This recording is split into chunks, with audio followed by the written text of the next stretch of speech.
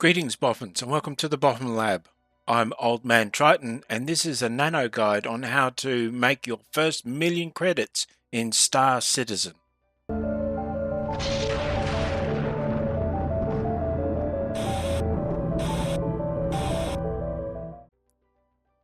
I have set up this experiment so that I'm starting on Port Tresla and have no equipment at all except for the undersuit and the helmet that you start with.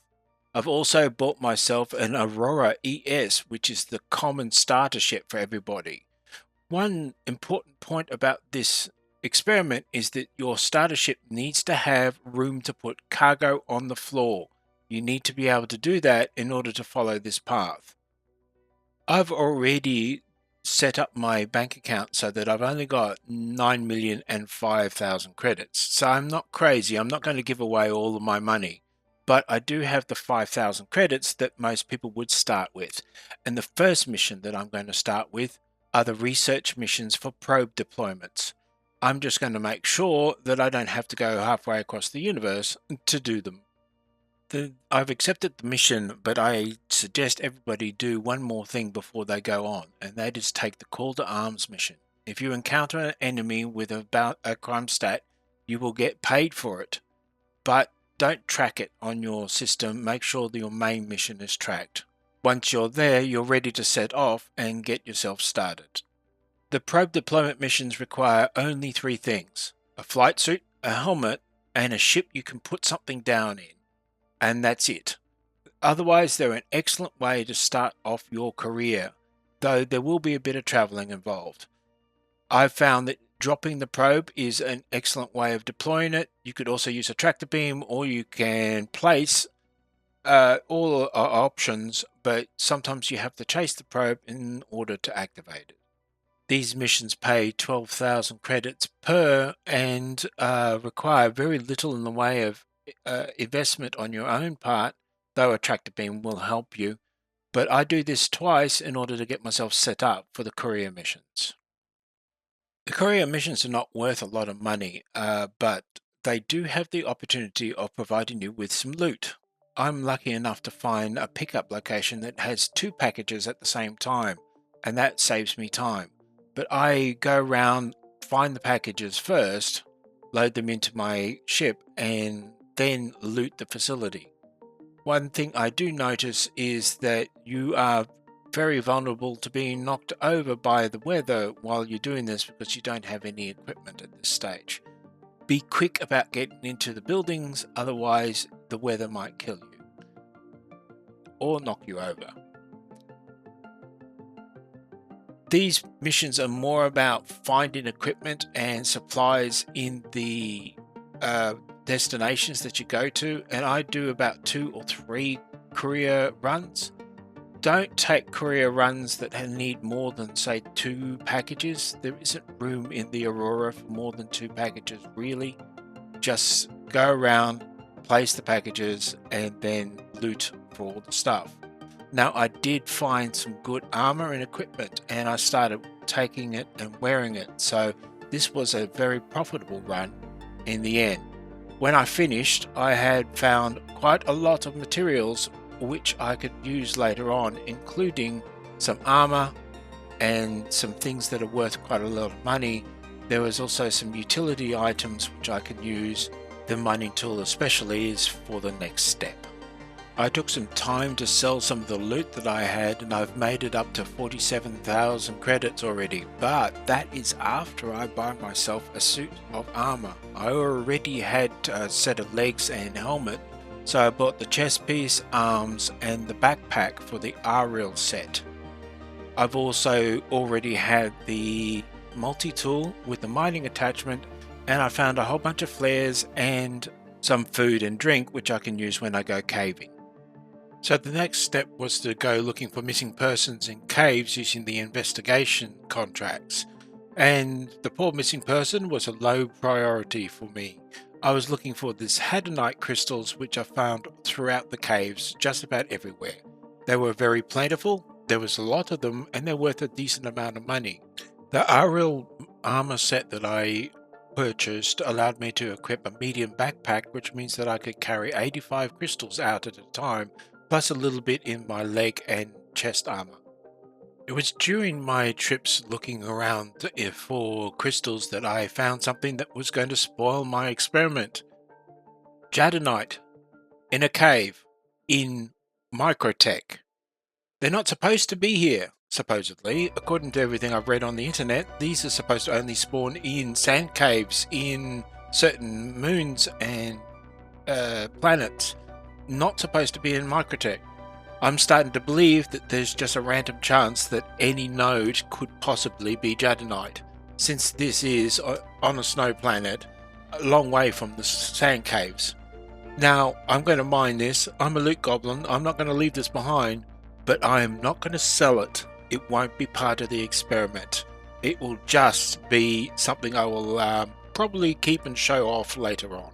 However, to prove that I didn't use them as part of my experiment, I will show you the Janalite crystals in my inventory at the end of the video.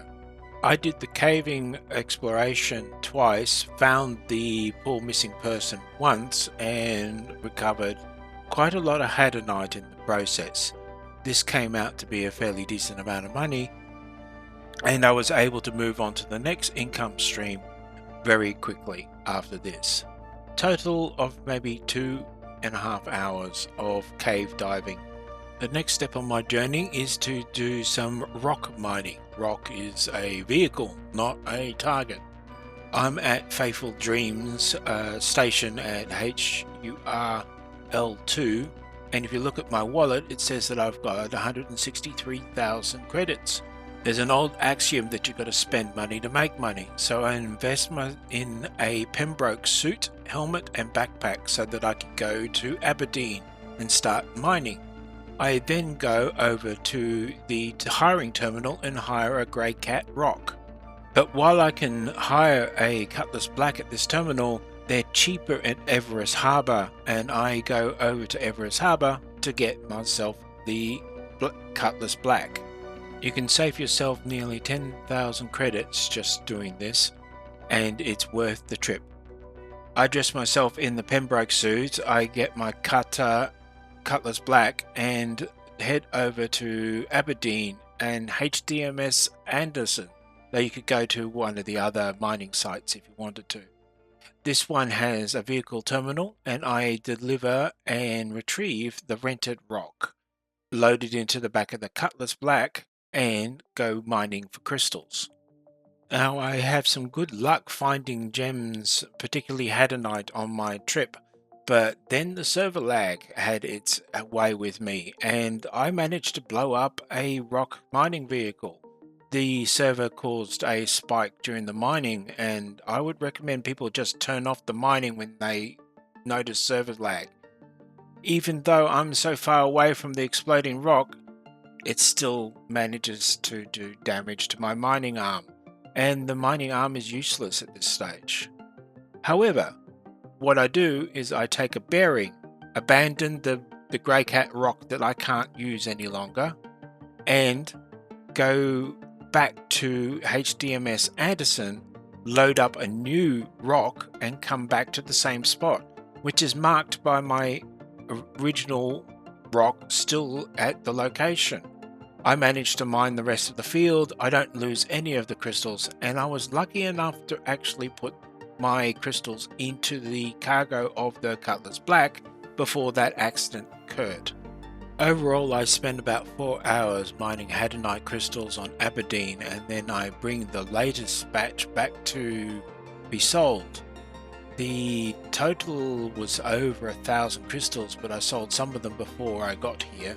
You will find that these terminals often have a limit of 500 crystals at a time, but they actually have no exhaustion rate, in that they will always have a demand for Janalite, Aphorite or Dolomite. It was interesting to note that this was not the right place to sell Janalite. By the end of all of that, I had already made 407,000 credits, so I was ready for the next step in my progress to 1 million. I head back to Faithful Dreams and go to the rentals and hire myself a MISC prospector. This is an ideal way of getting a lot of money, because the MISC can either sell ore straight away or process it. The advantage of this type of mining is you don't need any special equipment. You can in fact just do it in an undersuit and helmet. And that's what I do, though I do take along some medical supplies just in case.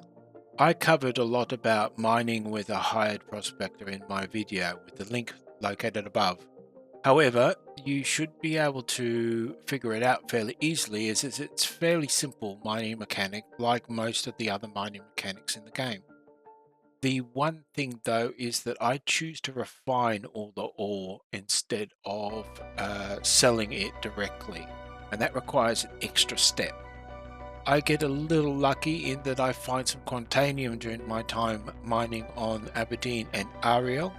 I choose these two moons because they tend to have the smaller rocks which the prospector can mine, but I also have to occasionally swap servers because of server lag causing issues with the mining. I choose to refine my ores rather than sell them directly, and this requires that I make an upfront investment to begin with, but also wait for the final result. That first work order you can see on the screen is from a previous mining run, so we won't deliver it and we won't use it or count it in our experiment. I also use an online tool to work out, calculate the value of the mining yield that I have just submitted in a job. These calculators will show that you can earn roughly double the amount of money from a mining run if you refine your ore rather than sell it directly to the terminal in the refinery. I hired a freelancer from one of the stations around the planets for this job. It's been about 24 hours since I put the last of these jobs in, and all my work orders are complete at the refinery station. I'm not allowed to touch the first one, but I start delivering units into the freelancer, packing it ready to ship. This is going to take several trips to get it all to market because I can't sell them on the station. So pick where you're going very carefully. Take a look at the global chat, find out whether there's any pirate activity or people being harassing in any areas at any one time. The global chat does warn you about these sort of things. Make sure you check it on a regular basis.